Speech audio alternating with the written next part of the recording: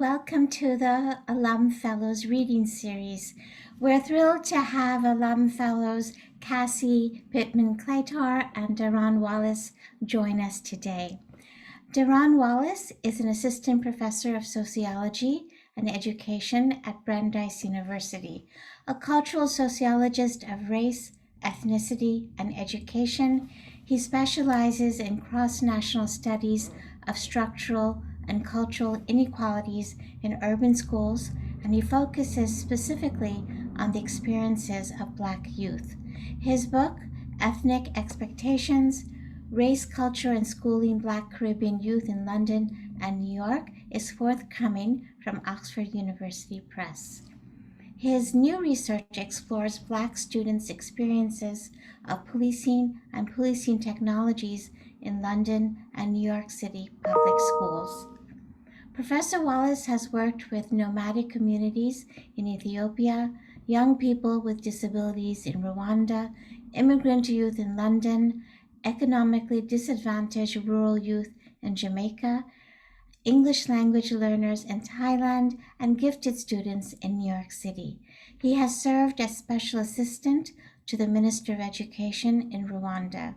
He has also worked as a professional community organizer and consultant with local educational authorities in London. He will be introducing Professor Pittman-Claytor. Welcome, Professor Wallace. Thank you ever so much, Krishna, for that very kind and warm introduction.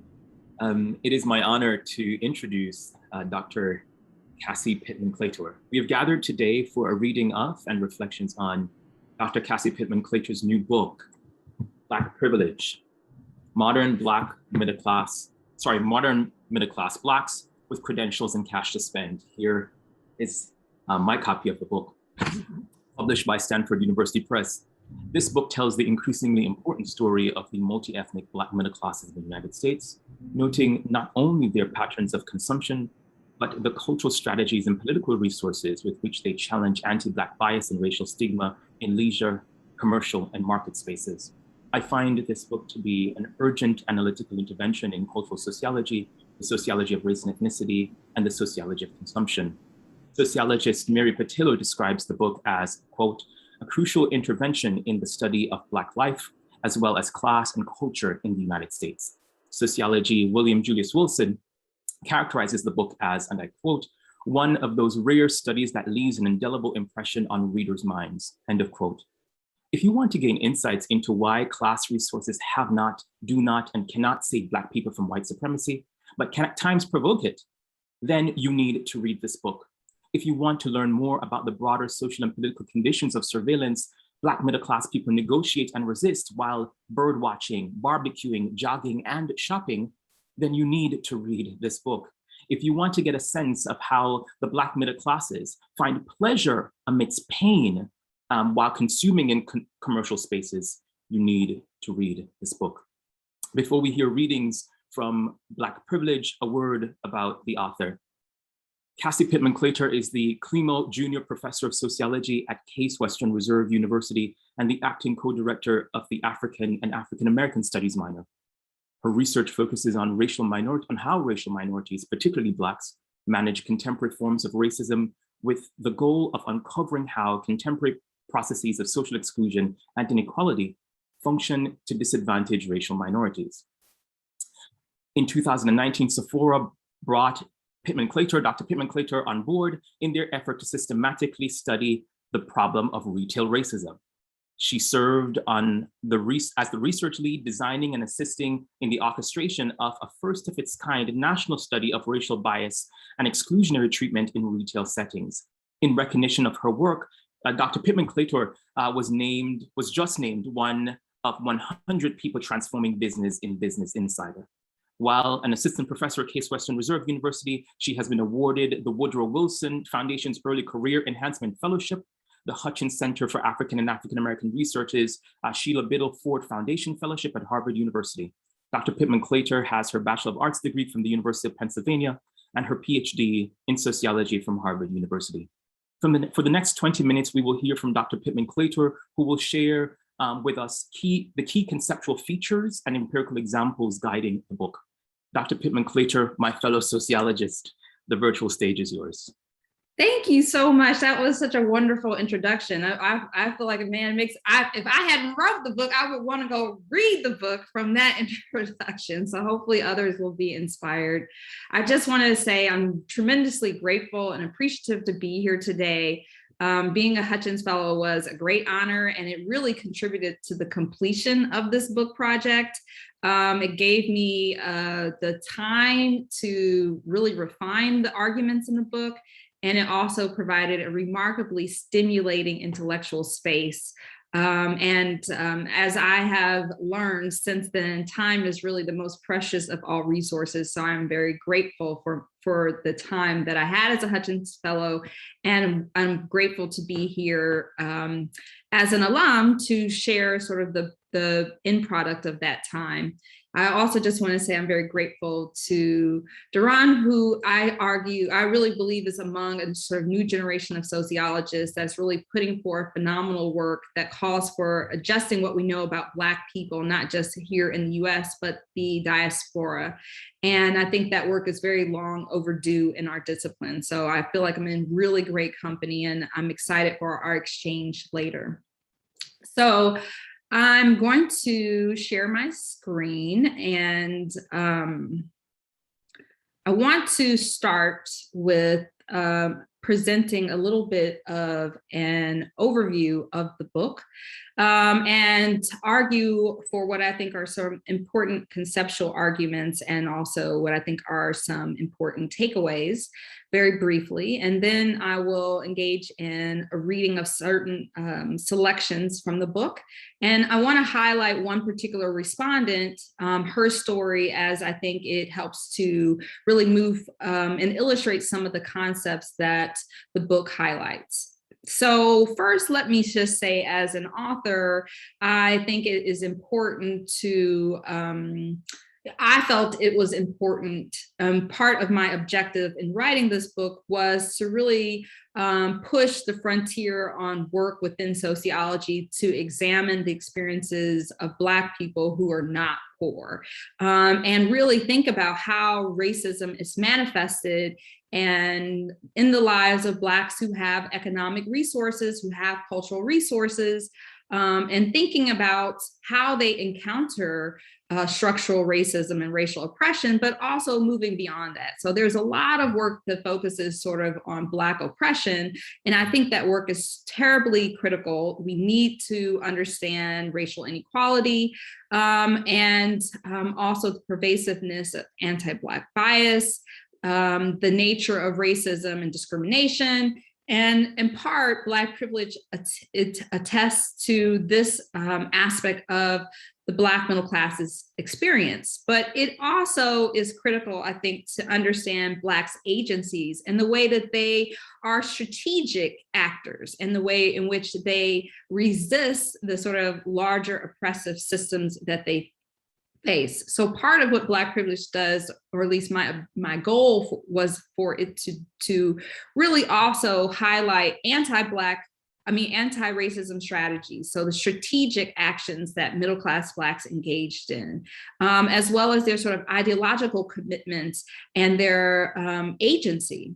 And along with that, their desire for racial uplift and their feelings of collective obligation. So all the ways in which Blacks really resist some of the oppressive conditions and pervasive anti-Black attitudes that they might encounter. And then lastly, one of my other sort of objectives with Black privilege was to sort of highlight the fact that Blacks also engage in pleasure seeking, that they are enormously dynamic in terms of their cultural productivity, and that they maintain desires, dreams, and aspirations.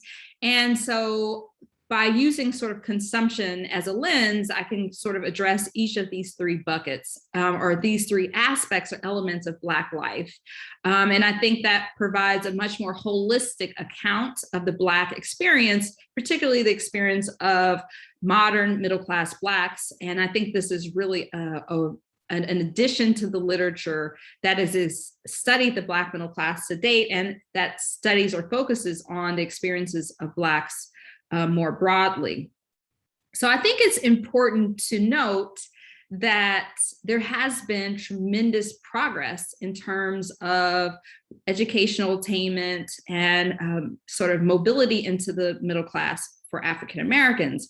So I define middle class status in terms of education, using a college education as the sort of threshold to define what qualifies as being middle class. And I think if you use this threshold as this sort of chart or this data points display, you have to recognize that there has been tremendous progress in this domain. And so when you think about what are the consequences of the growth of the Black middle class, we really need a concept that will encapsulate the particular challenges and conditions that result from being at an intersection of both racial disadvantage and class advantage. So what are the lived experiences of those who occupy this unique position?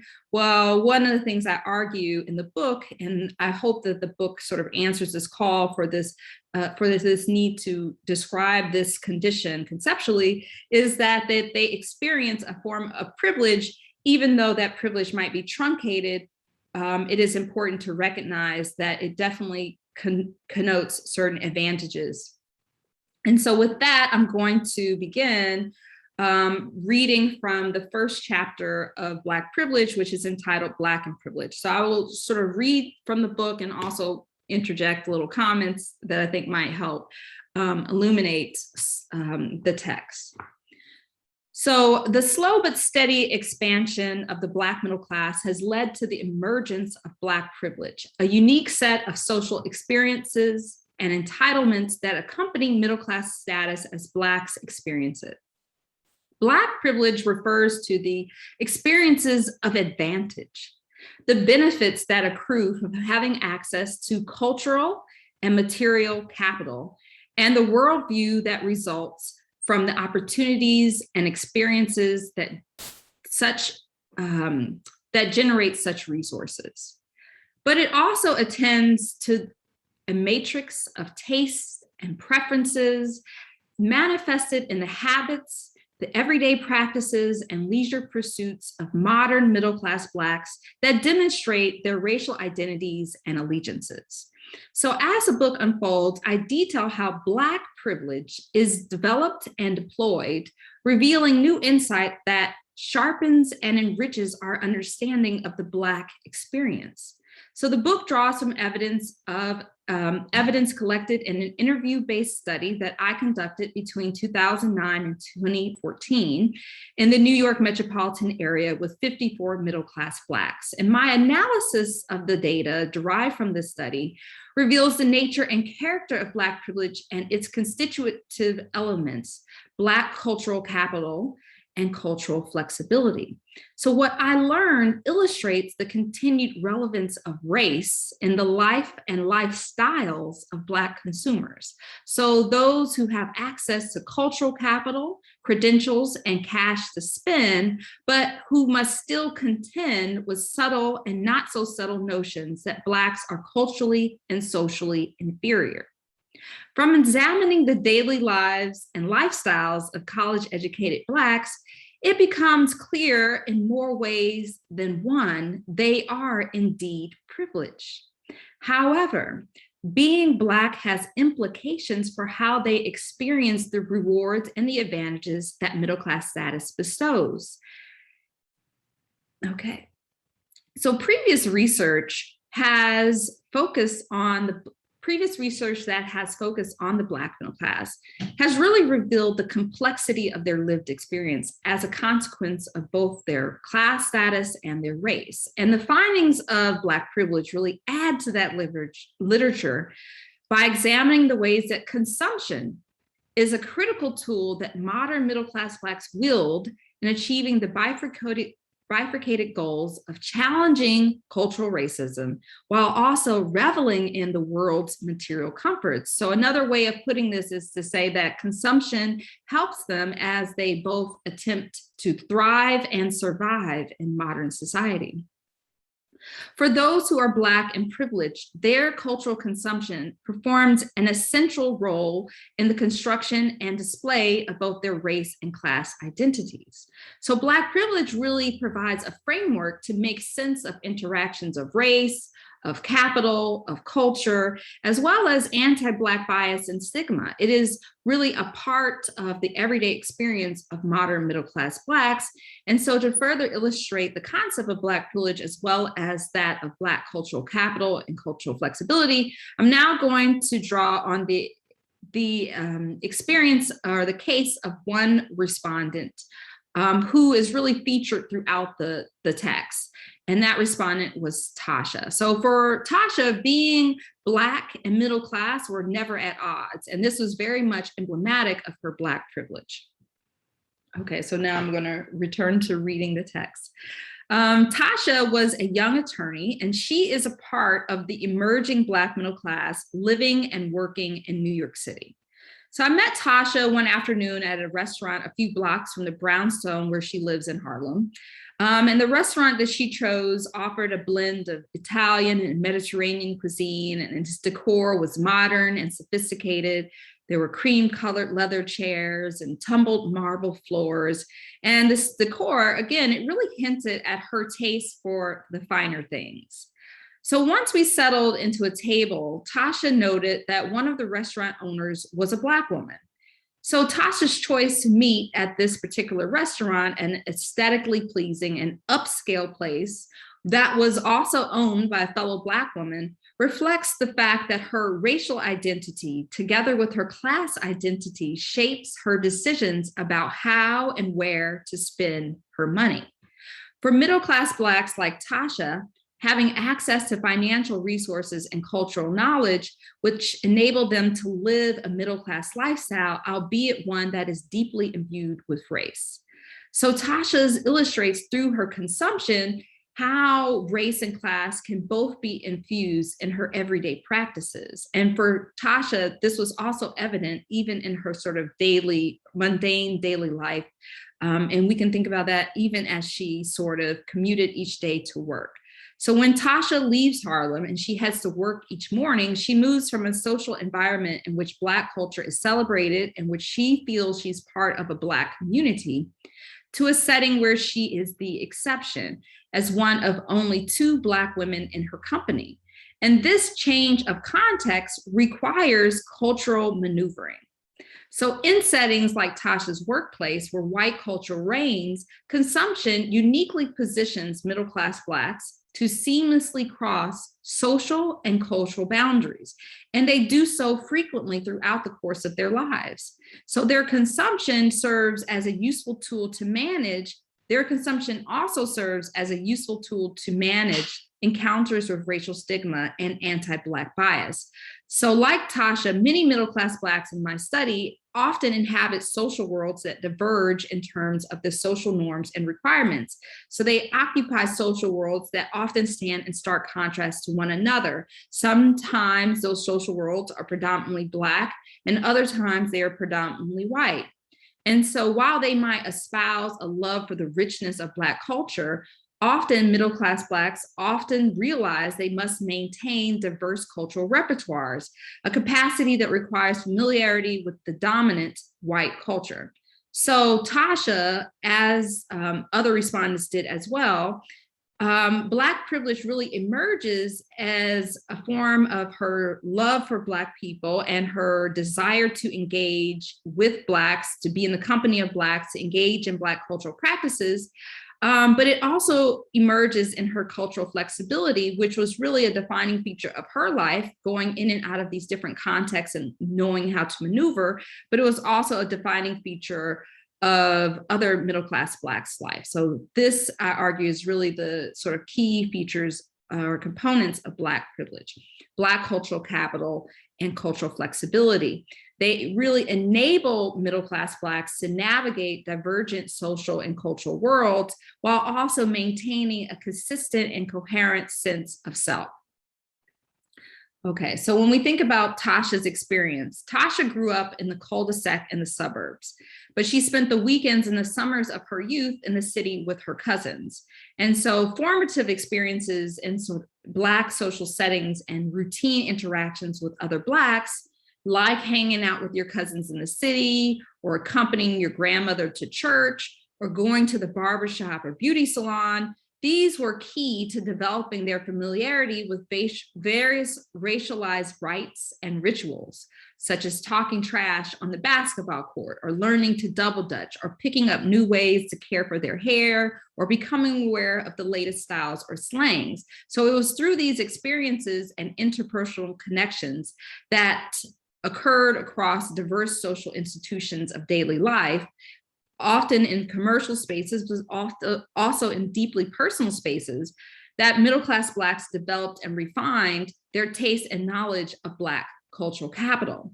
And middle-class Black participants in the study demonstrate that Black cultural capital is activated in their everyday consumption practices and aesthetic preferences. So their hairstyles, their wardrobe decisions, and also in their leisure activities. For them, being Black is not just a matter of asserting one's racial identity. It is performed and displayed through a constellation of consumption, preferences, and practices that help to solidify what it means to be a member of a group and to connect Black people to one another through preferences and practices that they share. So for many respondents, Black cultural capital was deeply embedded in their worldviews and their lifestyles, and it informed their ideological commitments, particularly as it relates to racial pride and the desire for racial uplift. So for Tasha, Black cultural capital was exhibited across a number of ways throughout her life. And one way in which it took form was institutionalized through her educational experiences. So she was a proud graduate of Spelman College. So Tasha attended Spelman College, but she also attended Harvard Law. And she describes these differing educational experiences as getting the best of both worlds because she feels she reaped the rewards of attending both types of institutions in terms of the status, the pedigree, and the racial prestige. So having countless experiences navigating both Black and white social worlds, Tasha was really an adroit cultural actor. She possessed not only Black cultural capital, but also a cultural repertoire that granted her access to an acceptance in a broader world that values and idolizes dominant culture and mores. For middle-class Blacks like Tasha, who can and do regularly and skillfully cross racial and cultural boundaries, maintaining a keen sense of when to display different kinds of cultural knowledge, that is cultural flexibility, was a second but no less critical dimension of their Black privilege. By the time Tasha entered the workforce, she had a well-developed faculty for engaging dominant cultural schemas, but she also maintained a desire to represent her race well, and this was manifested in part in the things she wore and how she carried herself in white settings, such as her workplace. So being Black and middle class, she recognized that she could not partake in Black cultural traditions and rituals and express how deeply she felt Black pride in all contexts. Her educational qualifications, specifically having attended one of the most prestigious law schools in the country, helped refute negative stereotypes that she might encounter as one of few Blacks in her majority white workplace. But Tasha understood that she also had to deftly deploy her knowledge of dominant culture to gain acceptance for her achievements and for her achievements to be recognized. So she both maintained Black cultural capital, but she also had this capacity to be culturally flexible. Okay, so when we think about the Black middle class, their consumption was often very strategic, and this sort of engagement in strategic consumption was also key to the manifestation of Black privilege. So when I talked to Tasha, she said, you know, the most pervasive stereotypes that she encountered was that she was poor, or had been raised by a single mother on welfare in the hood, but this could not have been further from her actual experience. As she proudly yet casually revealed to me, I was raised in a two-parent home on a cul-de-sac. My parents are educated and professional. Growing up in the suburbs and attending a majority white private elementary school did not mean that Tasha felt any less Black. Instead, Tasha concedes that attending a Montessori school where she was, as she said, consistently the only Black child, if not in my class in the school, taught her an important lesson. She realized early on that her home life diverged culturally from that of her white classmates because it was infused with the consumption of Black culture. As she explained, I knew that I was Black and I knew that I was different. Even in the ride home from school each day, this difference in tastes and preferences and racial sensibilities was evident. As she put it, quote, "We're not about to listen to rock and roll. We're putting on the hip hop station. We listen to Power 99. When we get home, we watch Martin." So Tasha relished in the fact that growing up in her home, from the radio station to the TV shows that her family enjoyed, her life was full of Black culture. For members of the Black middle class like Tasha, growing up meant living often in Black and white worlds. Like many other middle class Blacks, their childhoods included predominantly white and majority Black settings, each which served as a training ground where they established and developed their intraracial, and intercultural competences, both their Black cultural capital and their cultural flexibility. So Tasha really serves as an example of how middle-class Blacks, through their consumptive decisions and cultural displays, are embodying Black privilege, which is both rooted in their race, it is rooted in their class, and it's also rooted in their contestation of cultural racism.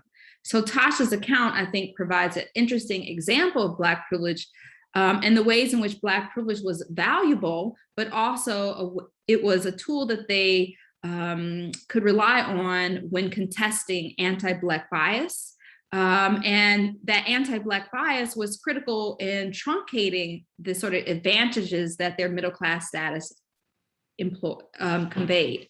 So in that respect, while they are enjoying a privilege, an ease, access to capital, financial, and cultural, at the same time, they had to contend with the pervasiveness of racism in their daily life. And that is why, in part, their privilege is truncated, right? So it is not the same, it's quite different than sort of the unearned entitlements that come with white privilege.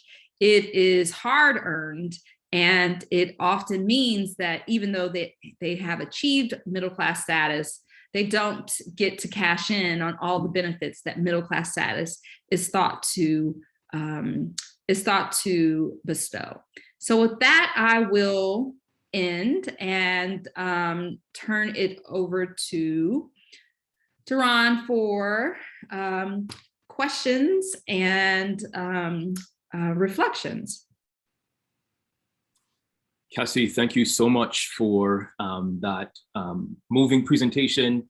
I really enjoyed reading your book. I thought the way you trouble notions of who gets to access joy and privilege in the process of consumption, the ways in which I think you challenge cultural sociology to think about the illusion of race and privilege in the process, really speaks to really important work in the field. And so I'm really, really happy to talk with you about the book. So let me start with the beginning, if I can. I remember when I heard the book was coming out and I saw the title Black Privilege, I thought to myself, what is that, right? And you, in your response, you addressed much of that, but I wondered if I could invite a more detailed reflection on this most provocative title, Black Privilege. Are we speaking of Black privilege or privileged Blacks? Are the truncated advantages some Blacks experience synonymous with privilege? That's really what's at stake in that question for me. And relatedly, I would ask, could the concept Black privilege invite misreadings of Black life because of its proximity to white privilege, which you detail and discuss and differentiate? Again, so I think on page 4 in the book, But do we run the risk there of folks rendering Black privilege, as you conceive of it, as synonymous with white privilege, which you detail as a wider assortment of entitled, unentitled, or unearned entitlements, pardon me? So I think that's a great question. How does Black privilege relate to this idea of white privilege? Are they sort of mirror images of each other? And I would argue they're not. So part of what I aim to do with this work is really to highlight this idea that I think is very important to acknowledge that there has been tremendous racial progress and that there is this emerging cohort or class of middle-class Blacks who have grown up second generation middle class or third generation middle class, who have all of these credentials, who have the pedigree, and we have to acknowledge that that affords them certain advantages in daily life. So I often like to think about it, if we think about COVID and its implications. For middle-class professional workers, they might be in many respects buffered from having to be on the front lines, right? As professors, we can Zoom from our homes, right? That is a benefit. That is a very real advantage, right? And so part of the goal of sort of articulating the concept as sort of a racialized form of privilege is to acknowledge those to recognize and acknowledge the advancements, which has created this class of folks who have now opportunities and resources at their disposal. And I think that is important because a lot of the literature and especially in public perceptions, there's this connotation that all Blacks are poor or come from poverty or must be familiar with poverty. And it's important, I think, to articulate a different aspect of the Black experience, which might be devoid of those experiences of sort of perpetual disadvantage. So thinking about Black people who are advantaged, I think is important. But it's also important to realize that once you have everything on paper, that doesn't mean that you'll be buffered from racism. That doesn't mean that you'll be buffered from or gain, you might be getting access, but you may not be fully included. So I think it's also important to think about the sort of truncated nature of their privilege as a way of highlighting the fact that they are still encountering pervasive racism. And this is a part of their daily lives, right? In some respects, they might be exposed to more forms of racism than other Blacks in that they are constantly in these interactions where they might be one of very few, right? In Tasha's case, she's one of 2 Black employees at this large firm. So that also exposes them, I think, in many respects to racism. And that is, I think, often more subtle, but is a persistent aspect of their life, even though they have everything on paper, which we say, if you have, certain credentials, if you earn certain incomes, you should be able to live a certain type of lifestyle. Well, my argument is even those who have those credentials or cash, they still encounter restrictions on their ability to actualize all of the advantages that come. So while they are afforded some advantages, they still must contend with obstructions, limitations, restrictions because of their race, right? And so I think it's important to think about, and also I think if we think about privilege as it, Seamus Khan argues that privilege is this ability to be in any setting with ease, right? To navigate different types of settings as, to walk in the building and act like you own the place, that type of ease. So I think that there is also an ease with being in settings that might be all Black or all white, and to navigate those settings with ease is also, I think, an advantage. It is a form of privilege. It is a unique capacity which translates into or results in advancements or access that otherwise would not be possible. And I think that also is a part of Black privilege, which is critical. The ease in which they can go, I like to say, from their Black Baptist church on Sunday to an all-white Wall Street firm on Monday. That capacity, I do think, is also emblematic of a unique type of advantaged position to move across those social worlds with ease. One of the things I love about your work, Dr. Pittman-Claytor, is that you very clearly trouble the racial imaginaries of class. Who we imagine can access patterns of consumption, who we imagine can access privilege, who we imagine can find pleasure in shopping, et cetera. And I think that's really important. And I keep coming back to it, in part because I'm so familiar, I think, with the brands of or dimensions of cultural sociology in both the US and UK. And this work is really an urgent intervention there. I'm still thinking more, I'm convinced by the phenomenological dimensions of Black privilege as your participants experience it.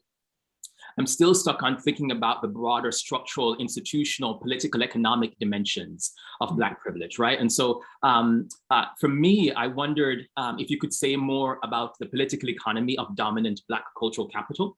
What are the social and political stakes? This is the core question for me. What are the social and political stakes of celebrating the economic advantages the Black middle classes experience, particularly when we're attentive to the materialist underpinnings of this country? Right? Recognizing that the wealth in this country has been developed based on the oppression of the Black working classes and the poor, right? We can't, as you know, we can't get to the story of these United States and how they came to be without an understanding of the gross historical and ongoing economic exploitation of Black people. So even in the context with credentials and cash to spend, how do we make meaning of this broader political economy that necessitates Black social suffering for the advancement of the economic life of the United States? So I think that is a very complex question to address. And I will say, I think in many respects, the Black middle class respondents in my study did not really come across as anti-capitalist, right? Or extend harsh critiques of capitalism. They were very much embedded in what American ethos of materialism and this idea that, making it in the US has a material reality, right? And they want to be able to enjoy life's advantages, luxuries, travel, music, to, eat out at fine dining restaurants, right?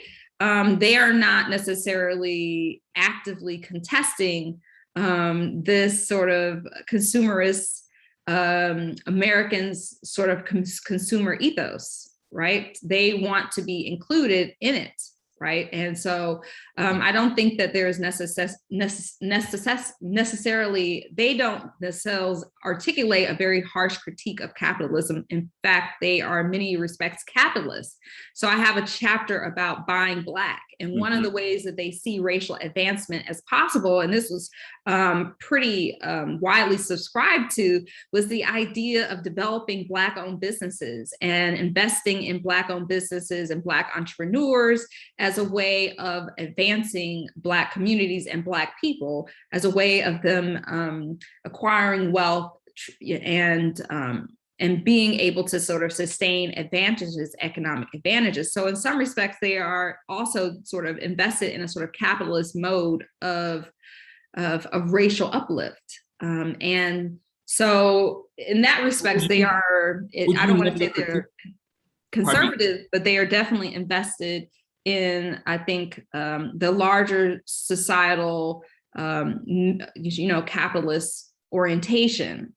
But would you level a critique, right, of that? So your reading of their, and it's so lucid and well written, Cassie, you just got to know that, right? The way you sort of lay out their stories and illuminate their voices, that dimension of the work from a qualitative perspective is so clear and so rich.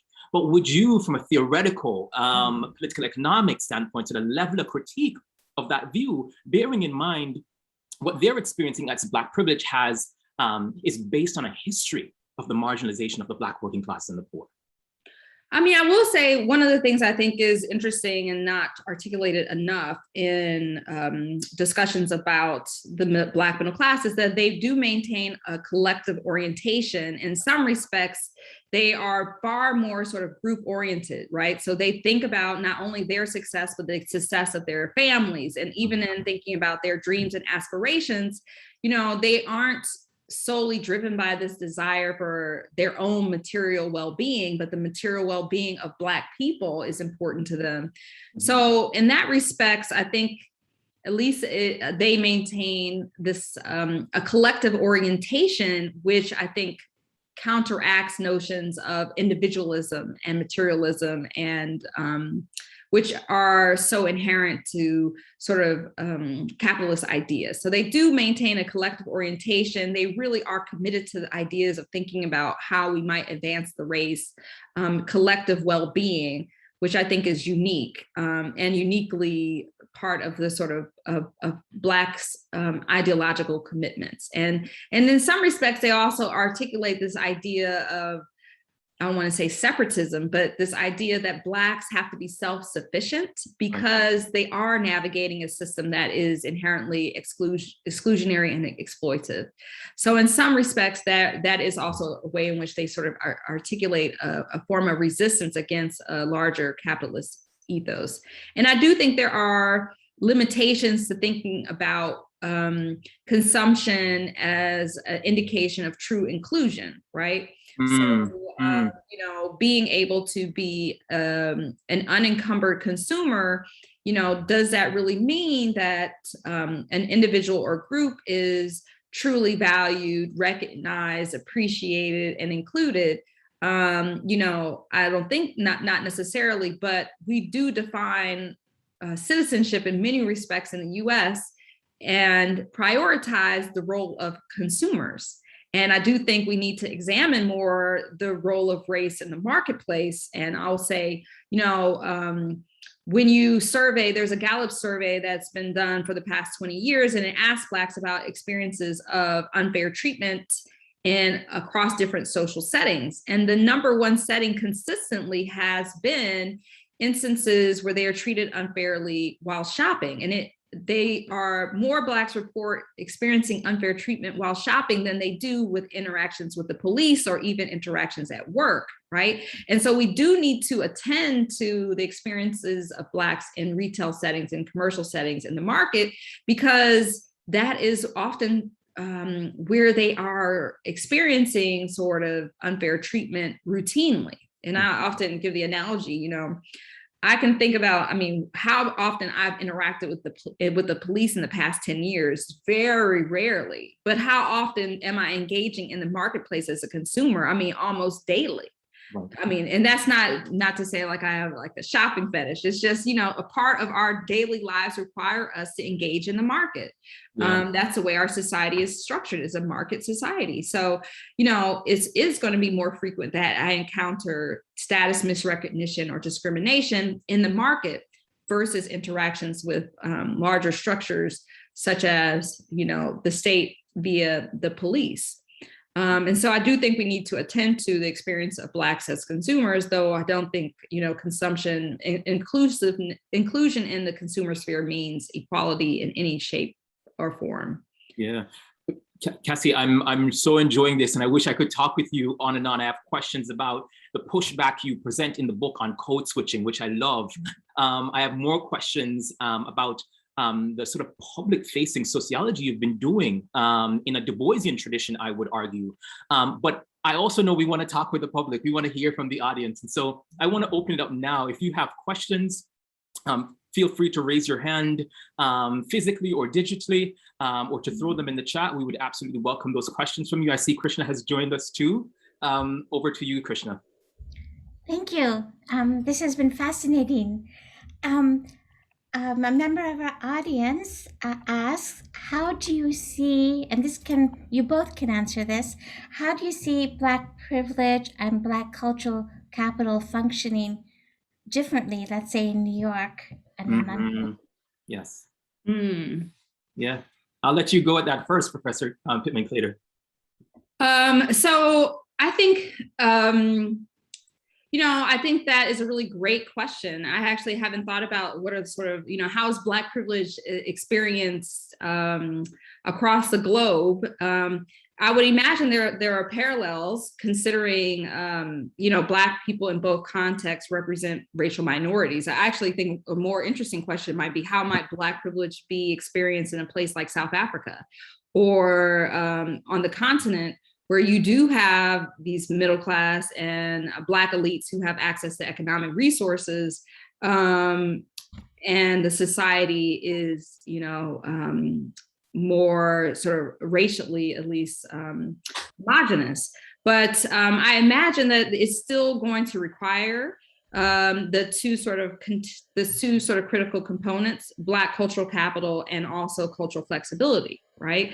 So navigating settings where Black culture is not privileged or celebrated or valued requires one to know how to draw on different sort of cultural repertoires to maintain advances, right? And to sort of navigate those settings requires that capacity for cultural flexibility. And I would imagine that's very true in London or Great Britain or in Europe, just as it is in the US. And I also imagine that, Black culture is also going to be critical to maintain relations with Blacks across the diaspora. So, and those relations are going to be critical for building alliances that are going to make racial progress possible, even though it may not be articulated as in the same way. I think in the US, there is this notion of racial uplift, right? Or racial advancement of collective obligation. And that might not be as salient in other contexts. I do think that might in part be uniquely a part of the sort of American experience of Blackness, is these sort of ideological commitments may not be as pervasive or salient in other contexts, but there are other dimensions of Black culture which I would imagine or anticipate uniting Blacks across the diaspora. And certainly in places like London, you have Blacks across the diaspora, right? Meeting and mingling and forging alliances. In my own work, which examines the Black middle classes in the United Kingdom, particularly in London, my work underscores much of what you've described, Dr. Pittman-Claytor, that there are similarities, right? There are some core dimensions. For instance, we find that depending on the generation of the Black middle classes, that many are deeply concerned, not simply with their own economic position and well-being, but deeply committed to sort of thinking about the economic well-being of Black people in general. Even in their own families, we see that Black middle class families are part of what one sociologist refers to as the multi-class minded middle class, right? So they're middle class themselves, but they're thinking about their working class relatives or their, and that is an important dimension of Black life, which often separates the Black middle classes from the white middle classes, right? Depending on which generation we're speaking of. I also think the question invites additional sociological research on this matter. We have been, to Dr. Pittman-Claytor's point, so deeply invested, and rightly so, in sort of thinking about economic exploitation, racial oppression, but we're not also attentive to the sort of gains that have been made in recent years, and how even despite those economic gains, there's still racial retrenchment, right? There's still weighty anti-Black racism to contend with in South Africa, in Jamaica, in Brazil, right? In London, in France. And so, I think it invites more researchers interested in this to sort of take on and add to answering this question. Thank you both. Latoya Tavernier, you have to unmute, I think. Thank you. Hello, hi Cassie. Hi, how are you? I'm so good. How are you? I have definitely had to make sure I made it to this talk. I'm actually in the middle of my 7th period, but I wanted to ask a little bit more for you to talk about the code switching part. So Derron Wallace talked about how you kind of pushed against this idea of code switching, and I actually want to hear more about that, because when I think of the idea of Black privilege, I'm thinking like, there should be some power and agency in the way that we I don't know, the way we present ourselves. And I feel like code switching kind of feels like we're giving up something by kind of assimilating and talking the way that the dominant culture is expecting us to talk. And so I wondered if any of the people that you interviewed had any pushback about, like, you know what, like, I'm all about, I've reached a certain level, I have enough education, I have enough money, let me be me. So I think that's really a great question. And I talk about a little bit in the chapter, Unapologetically Black. It's like, that really is the goal, right? But I think middle class Blacks realize that that's not always possible, right? And it really is contextually contingent. You know, you can be unapologetically Black when you're in a setting where you might be surrounded by other Black people and no one's going to judge you. So I talk about Blacks who work in majority people of color workplace settings, and they don't care about how they manage their hair. It's so much less work being done on trying to appear culturally similar, right? So they refrain from a lot of that sort of taxing work, because what's most important is the quality of their work and their productivity, not how they look, right? But often Blacks in majority white workplaces, even, so obviously certain workplaces have different dress codes, right? So you might think, oh, Silicon Valley's dress code is very different than Wall Street's, right? So there might be different dress codes, but even in those settings where the dress codes were lax, Blacks still talked about, I iron my t-shirt and my colleagues come to work with holy t-shirts and flip-flops. Like, they're still making distinctions and managing their self-presentation, even in settings where the requirements or the bar is much lower. So one of the things I do think Blacks can be free to be themselves, but that typically is in settings when they are around other Black people or people of color, and there's less of a sense that Black cultural capital is devalued, and therefore they don't have to engage in all this work to attempt to demonstrate their knowledge of dominant culture or this need to be culturally similar or to be seen as non-threatening or legible. So I do think that there are settings where Blacks can sort of let their hair down, but that typically tends to be around other Blacks or in settings where it's far more racially diverse and Black culture isn't seen as troublesome or problematic or devalued, right? Where Black culture is seen as valuable, then they can express it without penalty. To the question about code switching, I think code switching really is a limiting term, and cultural flexibility allows us to think much more broadly about the ways in which culture is deployed.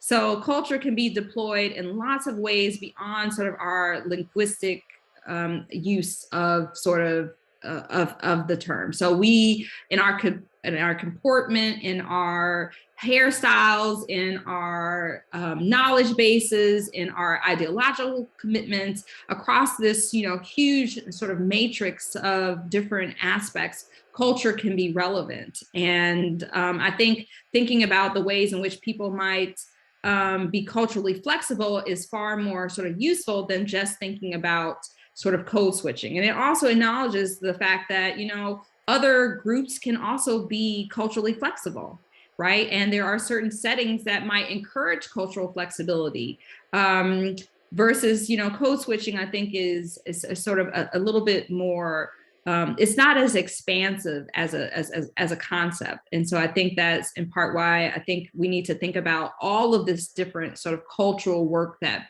middle-class Blacks are doing and other people are doing as well, as really being culturally flexible, being able to draw on sort of a rich cultural repertoire that expands sort of race and class and different sort of ways of interacting and thinking about the social world. Thank you. A couple more questions. Do you mind? No. Okay.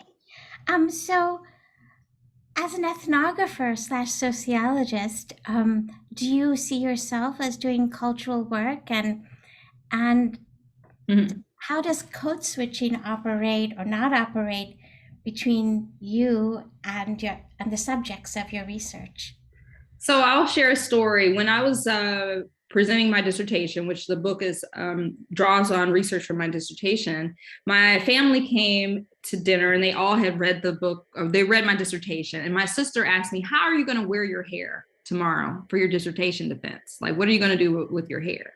And I think that in many ways, like, draws or attends to the fact that my experience as a Black woman academic, which, you know, I don't know if you all have seen that show, The Chair, but, you know, my experience, it very much parallels the experiences of my respondents being a racial token in a setting where dominant white culture is very much not only normalized, but seen as, which is, you know, pervasive.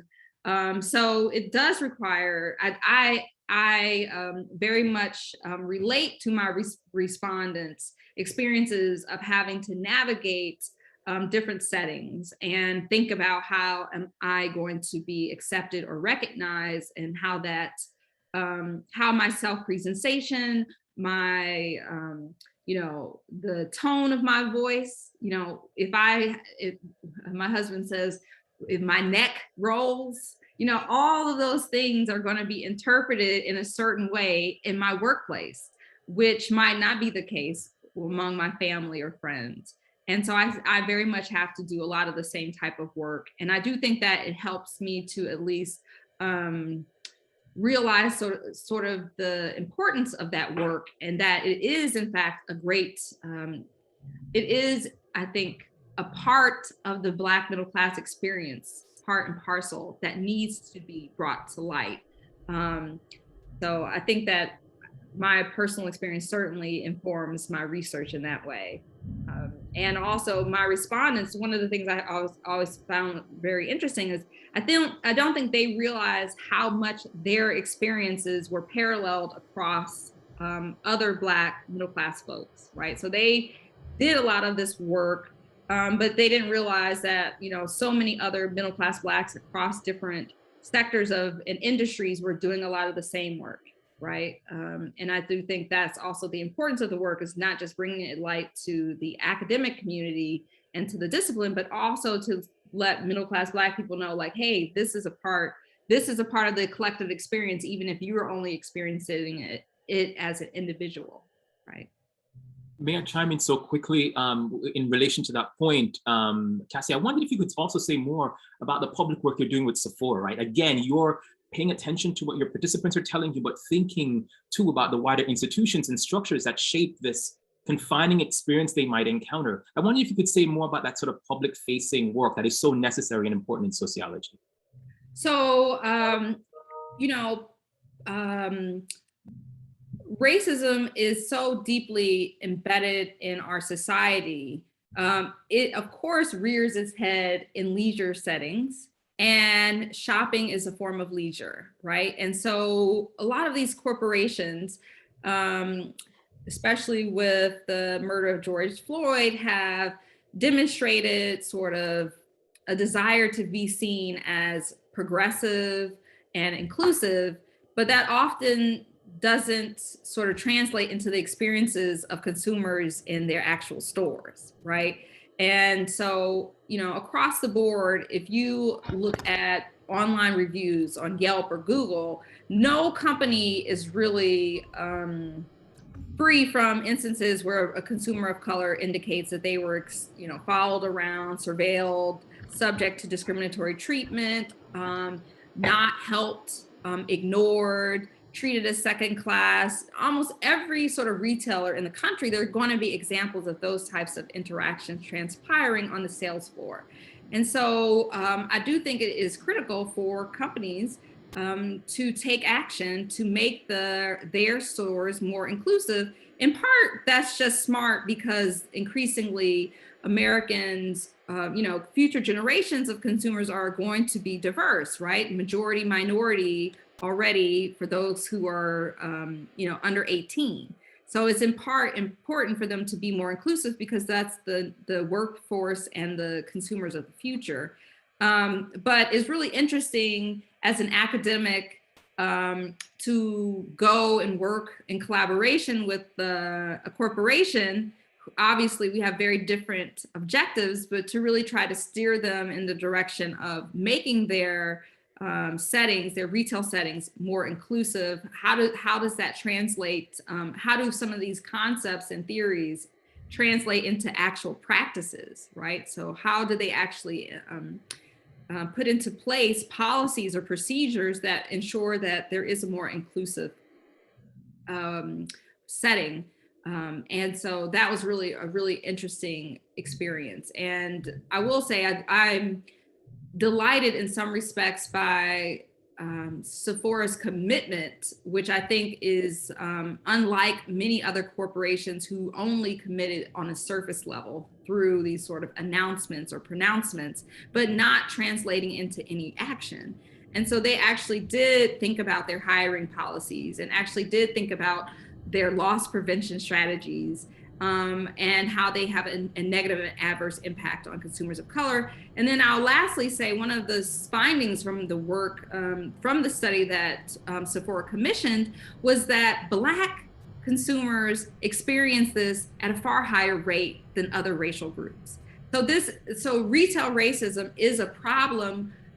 It is a negative aspect of the Black consumer experience in a way that is unique, that other racial groups don't encounter. And I think that requires a race-specific intervention, right? So it can't just be diversity. It has to be about improving Black people's experiences in your stores. And I think that was also a really interesting finding from that sort of national study of retail racism. And naming anti-Blackness, right? As a peculiar iteration of racism beyond the sort of broader, more generic descriptions of race and racism we're so used to sociology.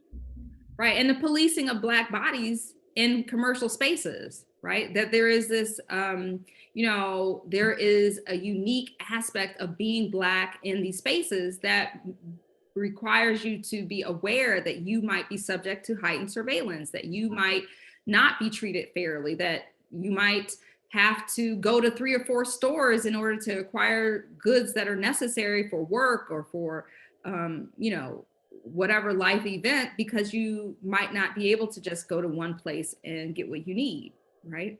Because there is this, I argue, a consumer racial hierarchy where certain consumers are seen as desirable and others are seen as expendable or undesirable. Yeah. Thank you. I think we have time for one last question, and this is it.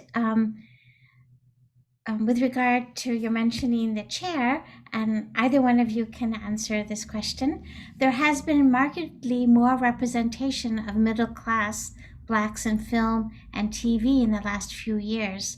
In what ways do these national, international symbols change or reinforce the privilege? Black privilege. So I will say, it's always great to see more representation, but that doesn't necessarily translate into shifting the reality or realities on the ground. So, it's great that there are more representations, more diverse representations of Black people. I think that helps to illuminate the diversity of the Black experience to a broader sort of audience. Like, Black people are diverse. We have lots of different experiences. There's a multiplicity of experiences. I think that is always important, but that doesn't translate. That doesn't mean that departments across the country are now making sure to be more inclusive, right? Or having more a faculty of color. It doesn't really translate necessarily into improved conditions on the ground. Thank you. And what I would add is that for me, I think it's representation is not liberation. And if my study of the Black middle classes has helped me to remember anything, it's just that, right? That we have to, even if it affords a specific group advantages, entitlements, privileges, what's the lay of the land for the vast majority, right? What are the conditions of employment in specific institutions? And until that changes, until we get to liberation, we have a whole lot more work to do. Thank you. This has been a mesmerizing reading and conversation. Thank you. Derron, do you have any last words before we conclude? Yeah, I just want to lift up gratitude for Dr. Cassi Pittman-Claytor. I've known Cassi for quite some time and know a number of the folks she mentors. Just a really wonderful scholar, very kind and thoughtful and rigorous in her analysis. I encourage folks to go get the book. I also want to lift up one thing in relation to the work. I think Cassi has managed to convey matters in a simple but not a simplistic fashion. And that's not easy to do in book writing, right? It is accessible. The prose are lucid and clear. The stories are gripping. But there's not a whole lot of jargon, right? That often sort of governs how we think we need to do sociology. And I think that speaks to your brilliance, Cassi. Thank you so much for this important book, and look forward to continuing to celebrate you in the field of sociology for years to come. Thank you so much. That's so kind. Very, very kind of you to say. And thank you all for attending. Again, like I said, time is, I think, the most precious and greatest resource. So I appreciate everyone spending their time this afternoon listening and learning about my work. Thank you. And thank you, Derron, for your insightful discussion. Pleasure. Thank you, Cassi. Okay, thank you. And everyone have a great afternoon, great weekend. Bye-bye. You too. See you soon.